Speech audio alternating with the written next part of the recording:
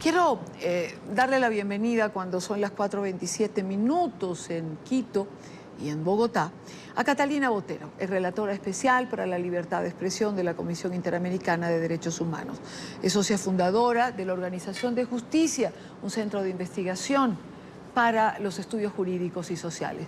Y es, por supuesto, abogada constitucionalista.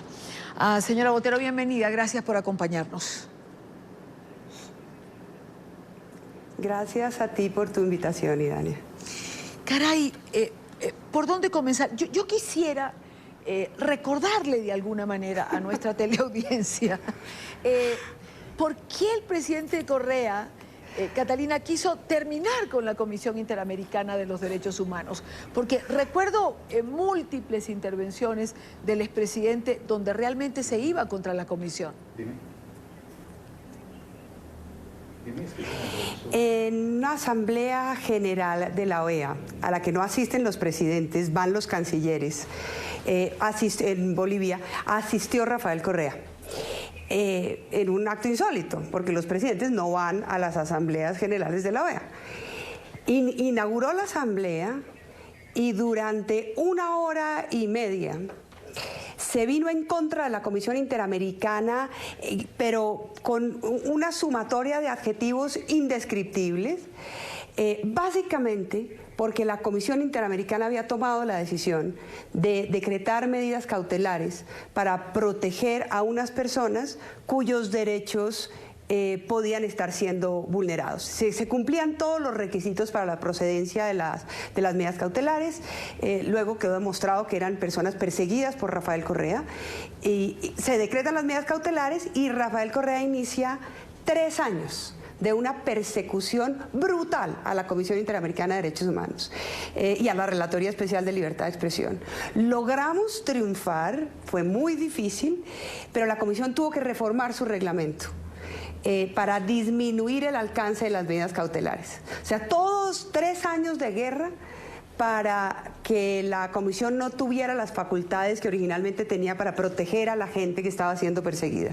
Y ahora él mismo, que debilita a la Comisión Interamericana, que debilita las medidas cautelares, acude a las medidas cautelares para que no se haga efectiva una orden de prisión en su contra. Es un acto de cinismo increíble. Ahora, ¿cómo hacer, no? Es decir, es que no quería calificarlo, pero con estos personajes que cuando me sirve es buena, pero cuando no me sirve no es buena. Sí. Cuando se identifica con mis intereses, entonces acudo a ella, pero cuando lacera mis intereses, hago todo lo posible por desbaratarla.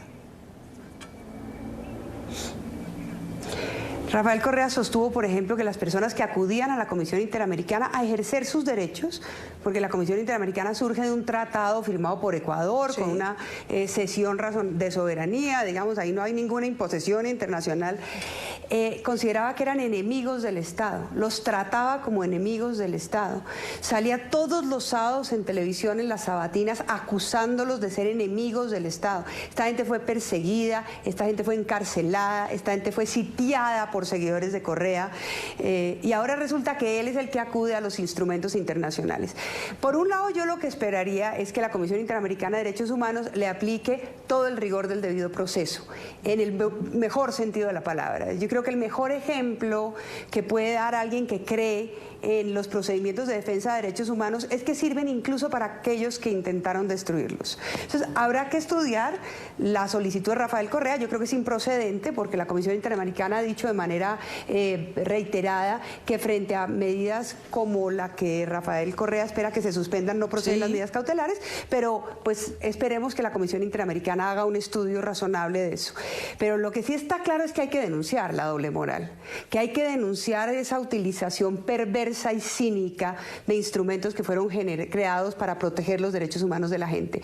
Yo ya me imagino que los primeros que van a acudir al sistema interamericano de derechos humanos cuando hay una transición democrática a Venezuela van a ser todos esos bandidos que hoy se retiraron de la comisión, que han intentado de la Convención Americana, que han intentado destruir la comisión, que han intentado destruir la Corte. Van a ser los primeros que van a llegar allá de rodillas pidiendo que les protejan protejan sus derechos. Y la verdad es que para eso existen y habrá que proteger los derechos si se violan. Y si no se violan, pues tendrán que asumir las consecuencias de las decisiones en sus países. Recuerdo un tuit de José Miguel Vivanco, donde dice: ojalá el expresidente Correa se acuerde de agradecer a quienes intentamos precisamente defender de sus ataques a la Comisión Interamericana de los Derechos Humanos. Porque de haber sido por el expresidente Correa, pues habrían terminado con ella. No tendría dónde acudir en este momento, seguramente. Exacto. Exacto. Él quería que la comisión se convirtiera más o menos en un centro de capacitación, de formación, que no pudiera adoptar medidas cautelares, que no pudiera impulsar casos, sí, que se volviera un centro de educación continuada en materia de derechos humanos. Gracias a Dios pudimos resistir, entre otras cosas gracias a los medios, Idania, entre otras cosas gracias a ustedes. Recuerdo que criticaba el hecho de que, por ejemplo, la comisión estuviese en Washington, que ya eso para él era algo que no se justificaba, porque entonces por estar en Washington seguramente había que seguir los designios o instrucciones de los Estados Unidos. Exactamente, y la comisión tuvo que invertir enormes esfuerzos, que tiene muy pocos recursos, en lugar de proteger víctimas y adelantar casos y estudiar medidas cautelares, tuvo que adoptar una cantidad de medidas para investigar si se podía trasladar a Panamá o si se podía trasladar a Costa Rica, simplemente porque a Rafael Correa le parecía que el hecho de que estuviera en Washington era una amenaza contra lo que él denominaba los gobiernos progresistas de la región. No fue una amenaza, tomó decisiones que tenía que tomar, protegió a una gente que estaba siendo perseguida y pues gracias a Dios sobrevivió. Ningún otro país, digamos, no fue posible trasladarla a otro país, era muy difícil, era muy costoso y ningún otro país iba a asumir ese costo. La comisión no la paga a los Estados Unidos, si la paga la OEA. El hecho de que el edificio esté en Estados Unidos pues fue un acuerdo que se hizo hace muchos años, pero eso no supone que hay un control financiero presupuestario sobre la comisión, y trasladarlo costaba mucho dinero. Y no tenía sentido, pero tuvimos que invertir tiempo, esfuerzos, pues para responder esas objeciones. Y aquí estamos, frente a una solicitud de Rafael Correa para que le protejan sus derechos supuestamente vulnerados a la comisión que él intentó destruir. Así es. Eso es lo que solicita, protección especial. ¿Qué implicaría, Catalina, ya para cerrar, que la comisión otorgara esta protección especial? Que se suspendería la orden de captura. O sea, lo que está sosteniendo es que, primero, que el juicio que le están adelantando por la presunta orden de secuestrar a un opositor es un juicio político. Sí. La verdad es que no habría razones para que hubiera ese juicio político en Ecuador. Primero, a Lenín Moreno no le sirve que Rafael Correa esté en Ecuador y no le sirve que esté preso. Lo convierte en un mártir.